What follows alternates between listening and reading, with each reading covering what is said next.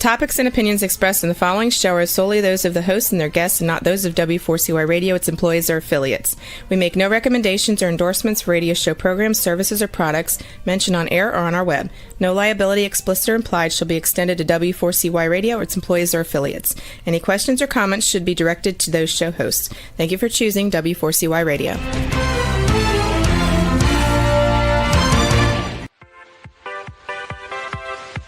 Welcome to the Ask Good Questions podcast, broadcasting live every Wednesday, 6 p.m. Eastern Time on W4CY Radio at W4CY.com. This week and every week, we will reach for a higher purpose in money and life, as well as a focus on health and wellness. Now, let's join your host, Bonita Bell-Andersen, as together we start with Asking Good Questions.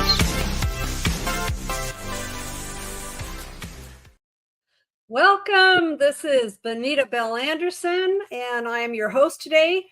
I have with me a special guest. His name is Dean K. Piper, and I'm going to give you a little bio on this guy. He's an influencer, an international radio personality, an on-air talent and podcaster. He's a featured creator, a master marketer, a publicist, a promoter, a published author, a speaker, a coach, and a trainer. He was named number 2 ranked podcaster on Apple and was recently invited as a celebrity talent on Cameo. He's been featured in the news, on the radio, in multiple newspapers and magazines, and on broadcast television. And he describes himself as a positive, ambitious, highly energetic, persistent, persevering, spontaneous metalhead, punker, hippie, skater, surfer, youthful chameleon, professional businessman. Thriving on passion, he lives life to the fullest while experiencing a variety of active interests. He is the Pipeman, and it has been said of him that he is a hybrid of Tony Robbins, Batman, and Howard Stern. The Adventures of Pipeman has received many awards and media features and has been ranked for multiple categories on one of the top 6 live radio shows and podcasts in the world. Besides that, there is the Pipeman Radio Tour, where he travels in the country and the world doing press coverage. When does this guy have time? For major business events, conferences, conventions. I know he just got back from being on the ocean. Music festivals, concerts, award shows, and red carpets in the US, the UK, and Europe. One of the top publicists in music has named Pipeman the king of all festivals. And he says that Pipeman Radio is a show for you. It is many things. It's informative, it's professional, it's motivational, it's inspirational, it's enlightening, it's controversial, it's music, it's shocking comedy, but most importantly, it's just plain fun. And that's what we intend to have today with Dean K. Piper. I'd like to welcome him now. Hello. And Hello. I just have to tell you that it sounded to me like you looked up every one of my personalities, because I kind of have multiple personality disorder, and you just read off about all of them. I know. Well, it makes you more interesting, but I'm really seriously going, how in the heck do you find time to do all that stuff? I don't. Like, literally, I think that week I was doing radio coverage on the ocean for Shiprocked. If I got 2 hours a night sleep, that was a lot. See, Dean, that's going to catch up with you eventually. Well, it hasn't so far, and I can still outdo my kids and my grandkids. And listen, I got plenty of time to sleep when I'm on the other side. Okay, got it.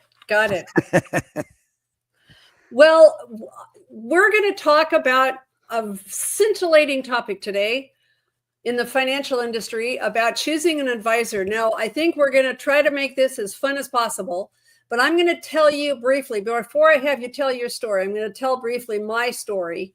It's been about 25 years ago that I went through a horrific divorce and completely upended my life, and I ended up going into financial services. I would have never been in this industry. It wouldn't have been for that complete left turn in my life. And I basically studied the role of women in the industry because I saw a lot of guys out there and actually had different ones who said, you'd be good at this. You should try this.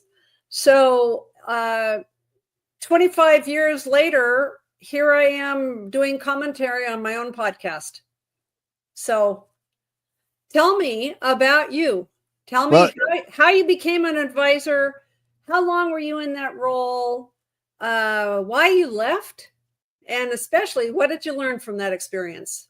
It's kind of ironic. I was listening to you and I thought to myself, I think I passed the baton to you because when I left the business, went through a horrific divorce at about the same time as you were going through a horrific divorce and getting into the business. And we didn't know that 25 years later, we are going to be talking about this. And look at that. Look at how the universe works is like, so I went into this industry and now you're in that. And if it wasn't for you, I wouldn't be in this industry. Right. So it's like it just all, the universe put all the puzzle pieces together.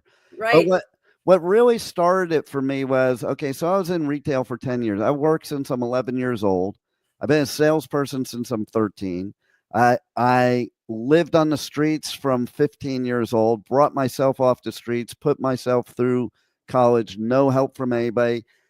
Even then, we were talking about time. I also paid for college myself. Good for you. I love that because you get a lot more out of it. Because this is what I saw when I was in college. I couldn't deal with the kids my age because mommy and daddy was paying for their stuff.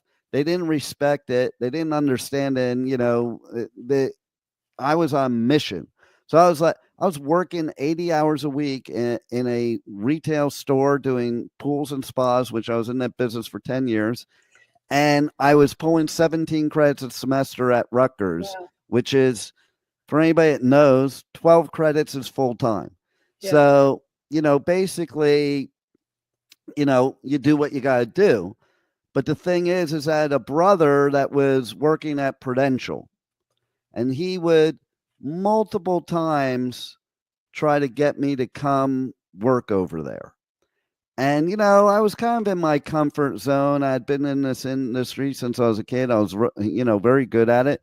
And I was doing well for somebody my age, and so why switch?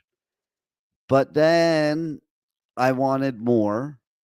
And so I one day, let's see, I was like, I think 20 years old or something like that. And I'm like, okay, I'll come in. And so then I started my career at Prudential, where I got my life insurance license, my Series 6, my Series 63, health insurance license, P&C license, all that. Okay. And it was interesting. My journey is very interesting because, so you work for a company like Prudential. Some people might not like what I'm about to say, but they're a very big company that does things that the smaller person would not be able to do. Yeah. Okay. And so basically, I was a go-getter. So when I first started in the business, I was working from 7 in the morning to 11 at night. That was who I was, and my goal was to be number one in that office. And I was in an office with 85 agents. And of course, in that business, you go for try to win the trip to the business conference and all that stuff. So I wanted to do all that. Yeah. That's where I started with my, also with my, credentials by getting the LUTCF. And so I was the number one agent in that whole office, and basically what I learned at Prudential was that was not financial planning. I learned it was selling a product. Variable appreciable life is all you were supposed to sell to anybody. They would have the weekly meeting. I bet that they would give you a bonus if you did sell a lot of that. Oh yeah. Well, not only that, but they'd have the weekly meeting and you could sell 15 health insurance policies, 20 auto policies, 50 homeowners policies. But if you didn't sell any life, you better be hiding under the desk because you were a goose egg. Okay. And all those things made you money, but what made them a lot of money was the life insurance. And that was, it fits in everybody's pocket. They call it financial needs analysis, what you go out and do. Yeah. And then you had this thing, it was called the Opser tray, which was this metal tray with all the people in because you had an area as an agent.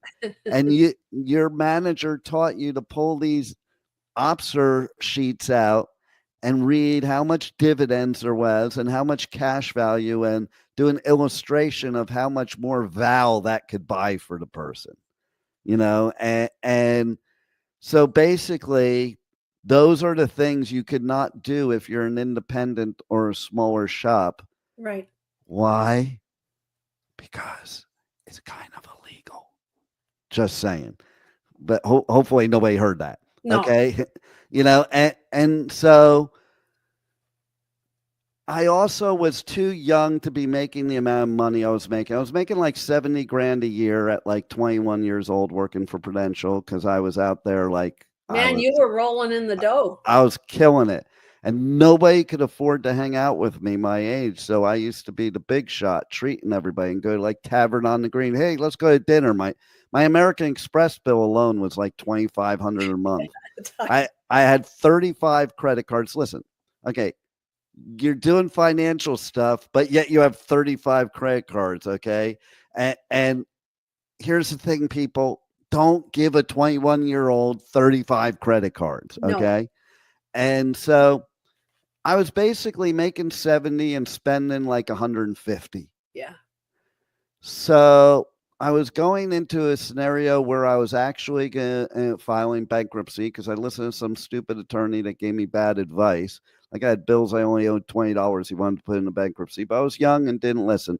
And I'm saying this stuff because, these are all part of things people need to learn about financial planning and advising, because it's not just, hey, your investments or hey, your insurance. It's the whole picture, and a true advisor.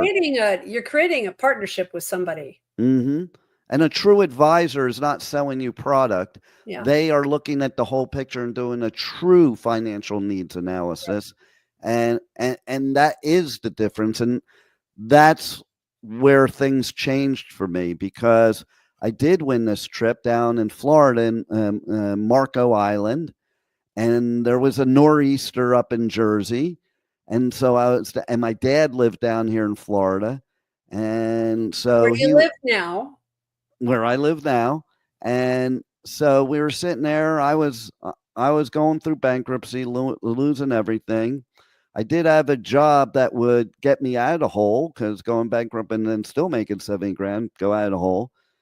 And I was sitting at this place, Shooters in Fort Lauderdale, on the water with my dad, sipping a margarita. Well, there was a nor'easter. And I looked at him and I'm like, what the hell am I doing in New Jersey? I didn't tell him what I was going to do next. But, when you go through hard times, sometimes you make decisions on the fly. You just got to change your life. Yep. Because that's what gets you in a different direction. Well, for me, it was completely rethinking my life and what I wanted to be in the future. Yeah. And I remember very specifically, I went back to New Jersey, and my sales manager at Prudential, he wanted me to do this deal that would have made me $100 grand in commission. And my district manager wanted me to do it too, but it was basically replacing insurance, and not in the right way. And I refused. And they told me if I did not do it, that they would have to let me go. Oh, wow. And I told them, don't bother. Have a nice day. And I got in my car and I drove to Florida. Wow. And so basically. But you had your integrity intact. 100%. I mean, that would have changed my life, that sale. That would have changed my life drastically. Okay. And we can't see if we're looking at the tree, we're not going to see the forest. And so basically I was looking at the forest, and yes, I want to sleep at night. And yes, I don't want to go to jail, because that could potentially happen. Mhm. Yep. And I'm going to be the fall guy for sure. I'm not, even at 21, I wasn't that stupid. Right. And that's why they have a 21-year-old do that, because they think they're going to be that stupid. And so anyway, what happened was, the minute I left there, and this is practice that was done all the time. This is the first time I've told this part of the story and like revealing what really goes on. But basically, Dean, you found out who really owns the clients. Oh yeah, because what they did, the sales manager did, is he lapsed every bit of insurance I wrote, gave it to another sales agent on his staff, so that what would happen is the other agent would rewrite it, and the sales manager would get a bonus for like double business. And then it lapsed off for me. So I went to Florida, and I actually went to a Prudential to maybe work at Prudential in Florida here, and maybe that'll be a better one. They wouldn't hire me because they said I had 10 million of insurance lapsed off in the past month. So, I was no longer hireable by Prudential. Yep. And then I saw this ad in the paper down here. I know to the younger generation right now listening to this, they probably don't. I'm speaking like a foreign language right now, because there was a time where that's how we got jobs. We went and got the paper and looked in the classified. Yeah, like what's that? And I saw this ad that said make 125,000 plus. Blah blah blah blah blah. I don't even care what the rest of it said. I was 21 years old. Going through bankruptcy, just quit my job, had no money to even eat, and I wasn't going to go work at McDonald's. And I was looking to be in the financial business still. And so basically, I went on this interview, and there was no brokers there, no desks. There's 3 owners, and they're telling me how I'm going to make 20 grand a month, and they show.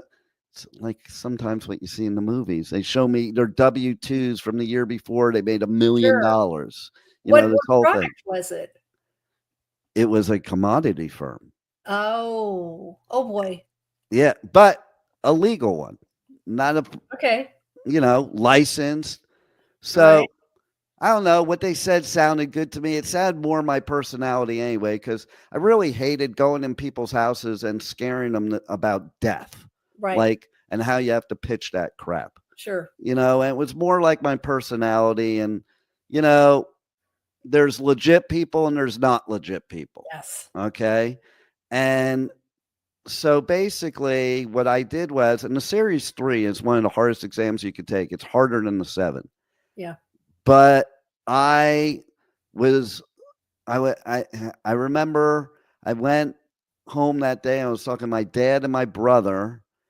I was talking about how I was going to make 20 grand a month, blah, blah, blah, blah, blah. And they're like, you're bankrupt. You have no money. Maybe you should start with like making $250. Why don't you get a real job? And that's the line I got. So there's significance to me saying that, because that was a fire in my belly for me. And I went and I sat on a Fort Lauderdale beach on the beach for 3 days and studied that Series 3 exam. And took it like on a Monday. Like I just, went right through it. And like there were 50 other candidates in that brokerage firm that were vying for, table spots. Basically, the guys had just opened a new firm. They were working somewhere else. They opened a new firm.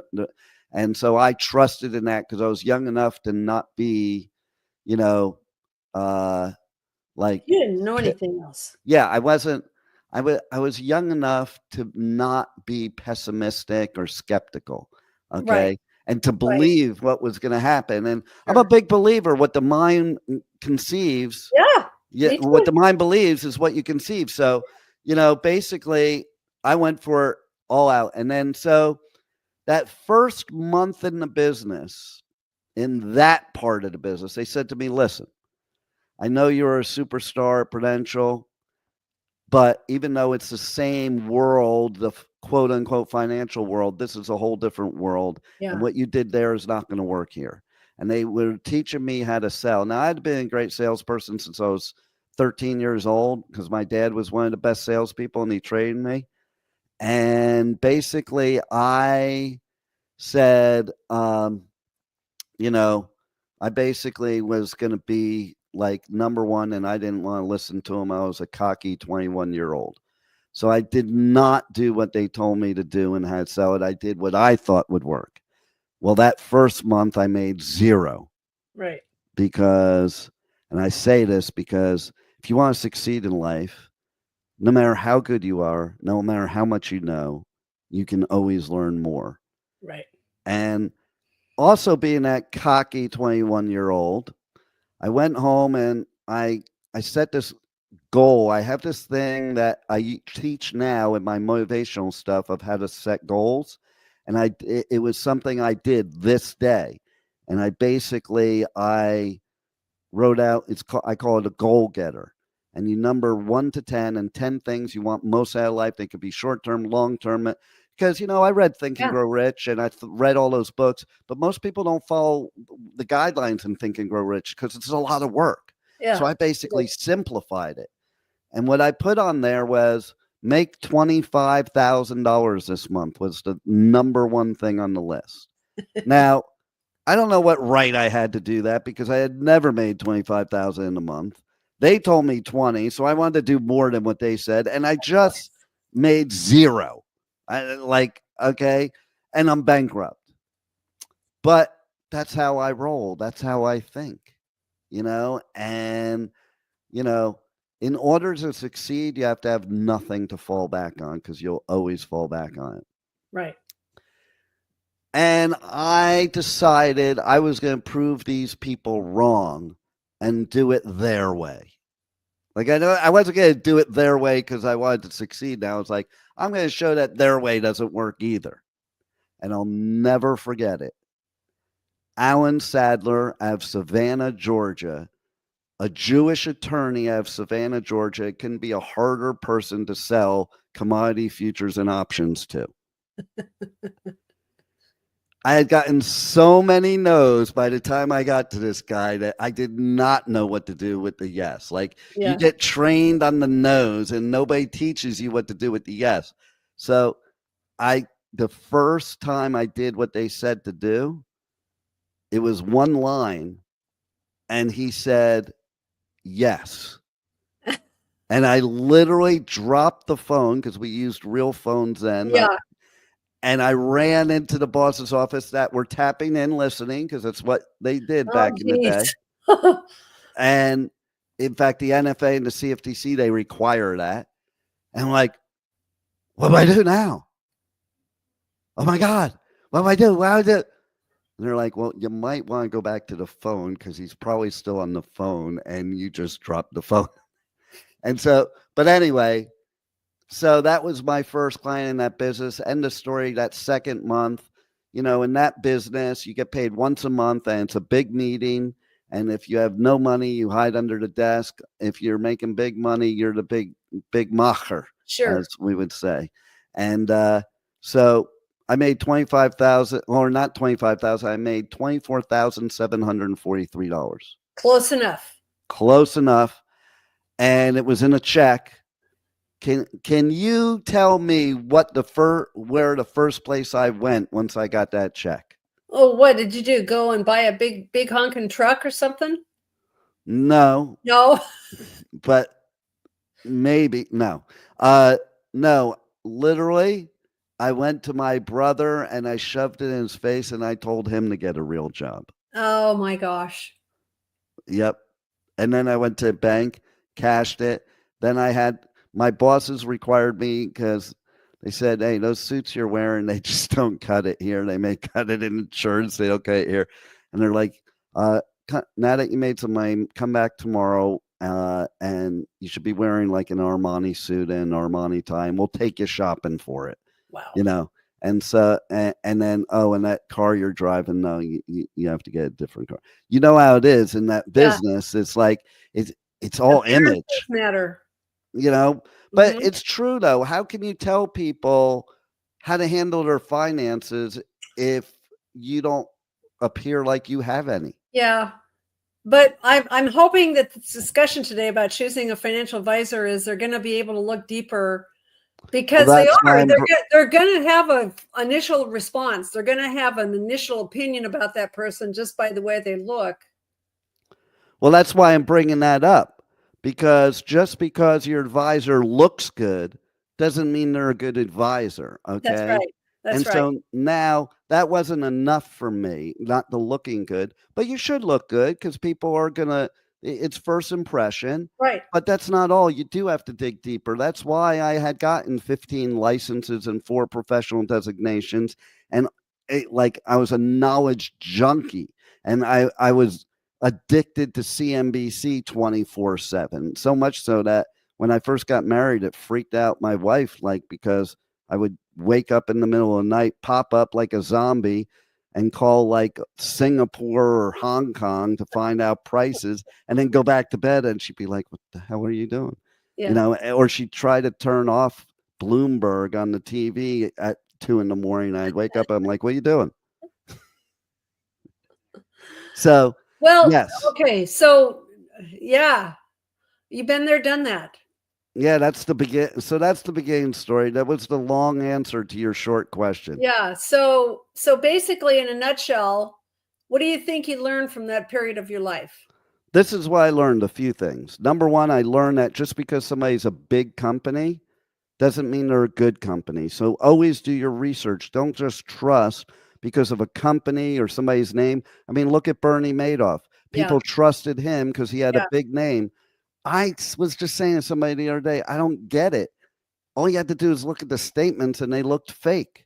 I know. Okay? And that printing them upstairs. The printing press was upstairs from his office. Exactly. So that's part of what I'm bringing up, is like, you got to look at all the details. You got to look at all the little things. You have to be your own advocate, because they're not going to be your advocate. Right. You have to do your research completely, because at the end of the day, it's your money, right? And you want to make sure that it's being handled by somebody that cares. So that's another thing that I got out of it. Like, I became somebody that cared.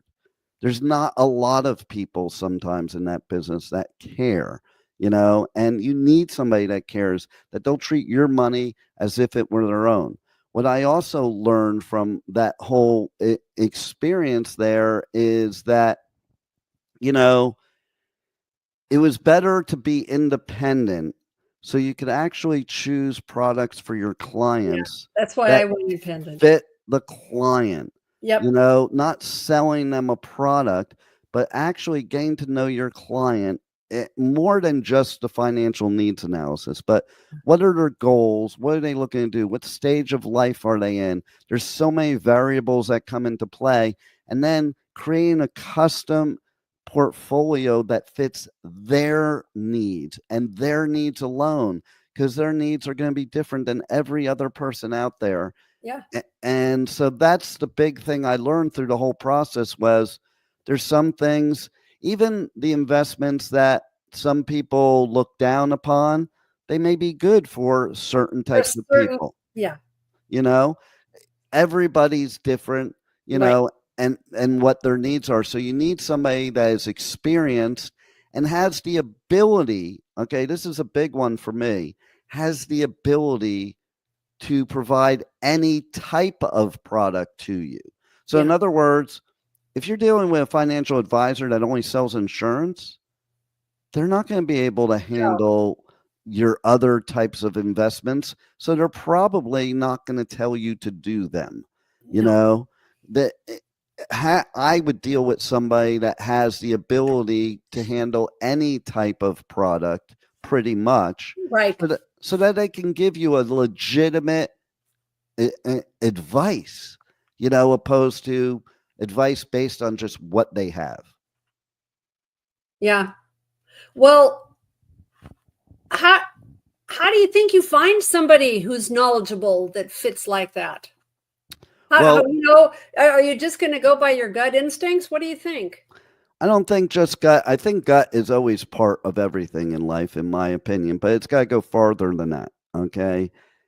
First of all, you have to actually, I think you have to actually get along with your advisor too. Okay. It's just like a lawyer. Okay. I don't want a lawyer that's going to browbeat me like they're better than me. Yeah. Okay. You know, because that's the only way that you guys can work together. But so I think that's the first thing. Because listen, if they have all the knowledge in the world, if they're not on the same page as you, it's not going to be helpful. No. I think the most important things to start with is find somebody you connect with, but also understands your needs and understands how you operate and asks you questions. I think that's a big key. We're on here, ask good questions.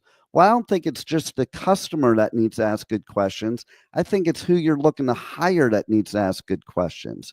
That's how I'll determine if they're a good financial advisor. What questions are they asking me before they're trying to tell me how I should handle my money? One of the things that's interesting is what I have seen, and I'm talking about risk now, is I've seen people take too much risk because they got sold a product that wasn't appropriate.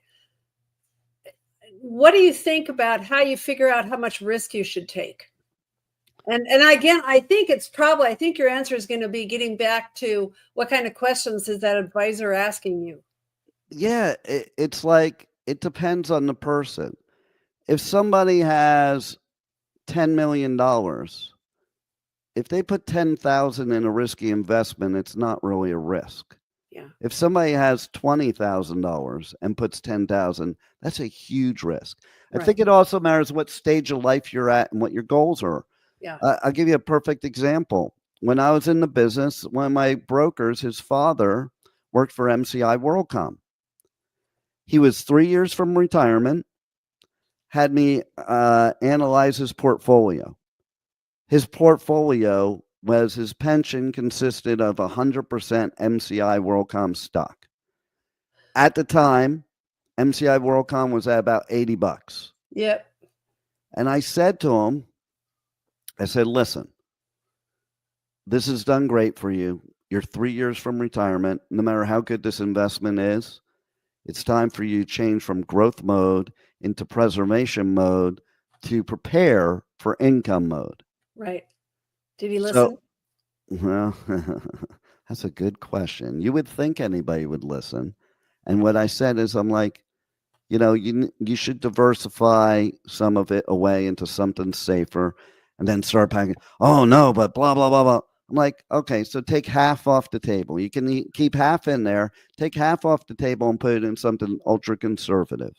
And then if it goes up, great, you're still making money. If you lose money, you're still ahead of where you were to begin with. And he said, oh, but we just had a meeting and the head guy said it's going to $140. I'll never forget verbatim the conversation because it was so insane. And he just would not listen to me. I'm like, listen, I'm not asking you to even put your money with me. I'm giving you free advice because your son works for me. So I have no stake in this whatsoever. Didn't listen to me. 2 weeks later is when MCI WorldCom went to basically almost zero. So he lost, did he lose everything then? Everything. So now how are you going to get everything back to retire in 3 years? And that's the part people need to think about. No matter how good the investment is, you need to think of those things. You need to think forward and present, and so I'm a risk taker, but you only risk what you can afford to lose and don't need to replace. Right. Well, there's another type of person out there that I've run into, and it's because people have trusted me, which is very humbling to have people trust you a lot. But sometimes people will say, oh, you just take care of it. I don't want to deal with it. You just take care of it. Well, if you're a reputable advisor, that might be okay. But if you're not, What do you say to somebody who says, I don't have time, I want to be completely hands off of my investments? Well, part of my answer to that is even though I had power of attorney because I was an RIA and a CTA and I didn't have to ask permission, I always talked to them. Yeah. And I never placed trades without them knowing, even though I was able to, you know. And a lot of times they would say to me, why you call me? Just do it. And they would say exactly what you're saying. Why? Because number one, I don't think you should give somebody that much control. Again, we could use the Bernie Madoff example, you know, because at the end of the day, it's your money. You should always have a say. And our job is to advise you, in my opinion. If you're an advisor, it's to advise you. And then it's your job to decide whether that's good for you or not, or if you have to trust there. But still, you know, I would be worried to say that to somebody without, and especially if you don't know who they are, because again, we go back to there's good people and bad people. And that doesn't even mean bad larceny, maybe bad because they just don't know how to manage money.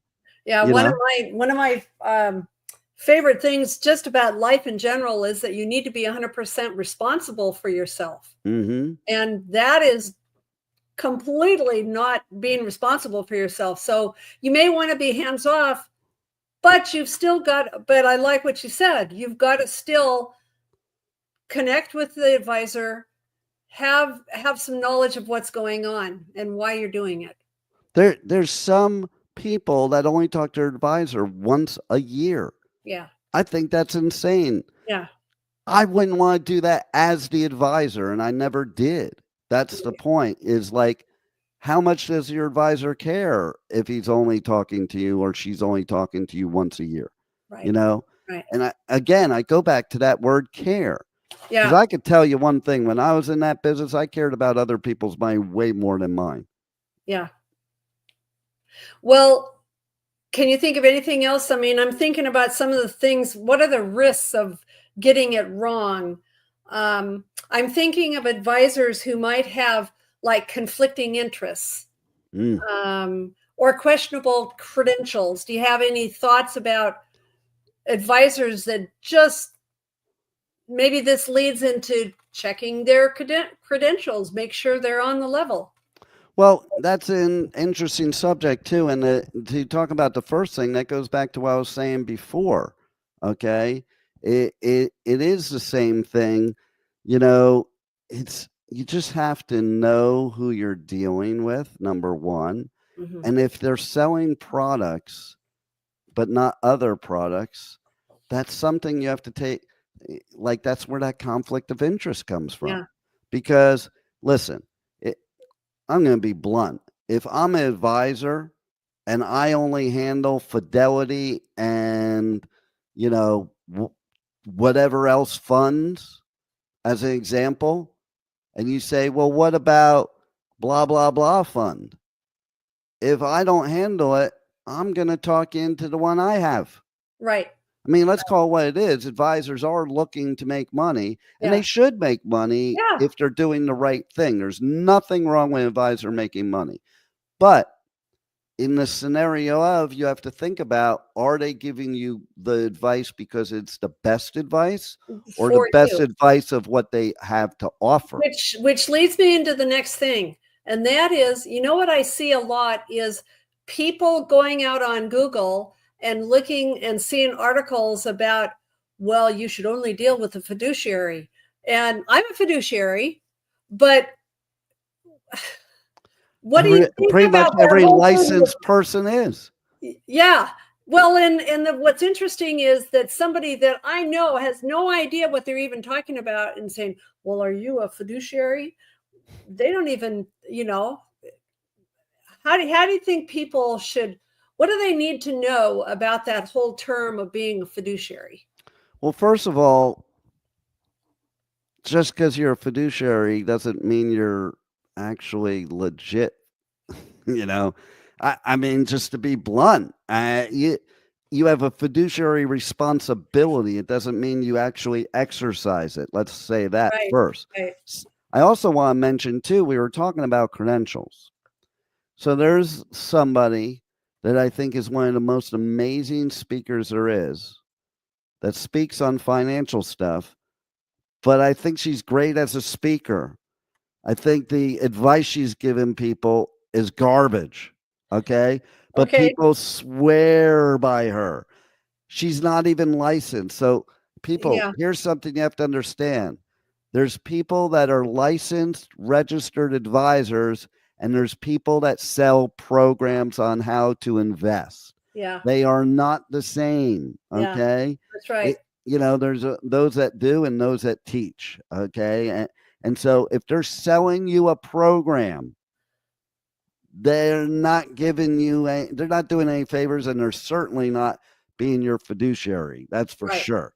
And the point is, not only because of the regulations, but because, listen, there's certain things, if you're in a regulated business, that if you're licensed, you can't say that somebody that's not licensed can say. So somebody can get up there and be a speaker and say, hey, all you have to do is buy low and sell high and you'll make money. But it's a lot deeper than that. Right. Okay. That's pretty obvious. And some of the advice these people give doesn't take certain things into account. Okay. One of those things is sometimes you won't get a fill. So they could say, oh, yeah, all you have to do is buy it at 25. But there's times that maybe there's not a market for it and you won't be able to buy it there. Or they show you their charts of how much money they made. That's called paper trading. I've never met a paper trader that lost money. I can tell you right now. I did meet a lot of money managers that had long, great track records. As soon as I put money into their thing, it lost money, and I couldn't understand why. Dean, we could probably go on for a couple hours, I but know, we're right? running out of time. Yes. I want your bottom line thinking about how advisors get paid. I think 100% is somebody that sold pretty much everything there is, that the advisors you should be dealing with are people like you, people that Meaning that, like, I call myself a fee-based. It's a flat fee. Flat fee. That's what I was going to say. Fee-based. Right. The reason being, okay, so you have fee-based and you have commission-based. Commission-based, I'm telling you right now, every single broker that sells commission-based are going to sell you based on the commission, not based on the product. Right. Okay. So if based they have on how much they're going to get. Yep. And I hope that they would be good, ethical people. But sometimes that's hard. And maybe they're not being unethical. They just don't know better either. And this is what they have. You only know what you know. Right. But they also need to make their car payment. Okay. Yeah. Now, when you're fee-based like you are, you still have to make your car payment, but your car payment is based on performance, not based on product. Okay. Yeah. So you're in it with the client. Okay. If the client loses money, you lose money. If the client makes money, you make money. Why is that? Because you're getting a percentage of the assets. You make me think of a big firm that does a lot of marketing that says just that. We do better when you do better. Yeah, see that? And it is true, because I think the decisions you're going to make as a money manager, as an advisor, are going to be way different, because you want to make sure you do the right thing to keep that business. Because that's another thing. When you're fee-based, you're not making those big hits like the commission-based is. Okay. So you're looking for your clients to stay with you a long time. If you do not do right by them, they're gone, and you made very minimal money off of it. You are making a living based on them sticking with you 5, 10, 20 years. Exactly. Yeah. And that's only going to happen if you're treating them right. And of course, you're only going to treat them right when you're fee-based. Right. And so, yes, 100% go with somebody fee-based, go with somebody that has letters after their name, go with somebody that has, also check, we didn't talk about this, but it's very important, and believe it when you read it, because I had prospects that didn't. Check with the government agencies that are regulating, and the self-regulatory agencies. Look at their track record, look at their customer complaints or reparations or anything, and see what they are, because a lot of times you'll find they're pretty consistent if there's anything there. And don't think, oh, my broker wouldn't do that. No, they wouldn't do that. It wouldn't be in their record. Right. So we are running out of time, and on the website, on the AskGoodQuestionsPodcast.com website, there's a bonus downloads where there will be a PDF on questions, I'm going to try to summarize all this into a PDF that you can download for asking, pertinent questions to that advisor. So, any final thoughts on this whole topic? My final thoughts are, I'm not in the business anymore, so put your money with Bonita Bell-Andersen. I'm not paying him to say that either. She didn't even know I was going to say I that's why didn't she's even know laughing. I was going to say that. But we really, truly, no matter what you do, we really, truly, I think both of us can say that we truly want the best for you. We want you to be informed. That's kind of where I come from. I think Dean comes from that space as well, that please be informed, be educated. You're responsible for your own self. So you need to be educated about these types of things. And with that, thank you so much for joining us today on Ask Good Questions. Today's episode is over, but we did ask good questions again, didn't we? Don't miss out as we broadcast live every Wednesday, 6 p.m. Eastern Time on W4CY Radio at W4CY.com. Join Bonita Bell-Andersen next week for more conversations with experts on finances, retirement, behavioral finance issues, health and wellness, and more. Until then, remember to ask good questions.